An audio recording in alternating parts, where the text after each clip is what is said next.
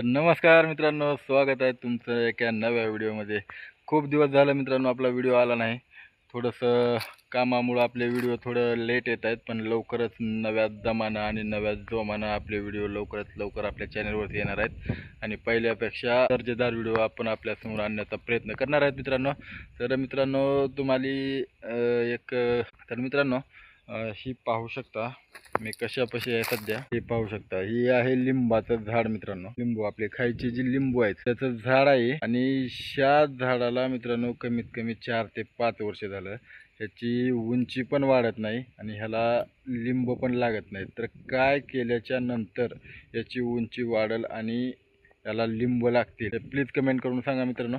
कारण मला तर काय समजत नाही की याला काय झालं काय नाही। याला फवारलं पण खात पण टाकलं पण याचं काही सुधारायचा आकार दिसना झाला आहे। तुम्हाला जर काय माहिती असेल तर प्लीज कमेंट करून सांगा, जेणेकरून उन्हाळ्यामध्ये याला लिंबू लागतील।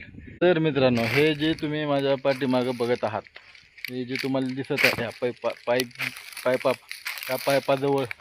या पाईपाजवळ जे तुम्हाला हे झाडं दिसत आहेत मित्रांनो, हे बघू शकता। हे झाडं मित्रांनो, हे झाडं आहेत हळदीचे। कुणाला माहिती असेल, जे शेतकरी मित्र आहेत त्यांना माहिती असेल, पण जे शेतकरी मित्र नाहीत त्यांना माहिती नसेल की हळद नेमकं कशी असते किंवा हळदीचं झाड कसं असतं।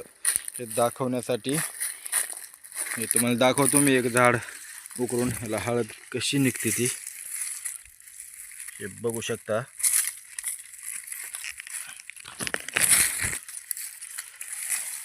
हे बघू शकता मित्रांनो, हे आहे हळदीचं झाड।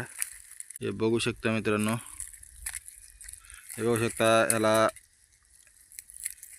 थोडं टोकरल्याच्या नंतर याच्यामधून कसं हे सगळं पिवळं होतं आहे। ही आपली खाण्याची हळद आहे मित्रांनो।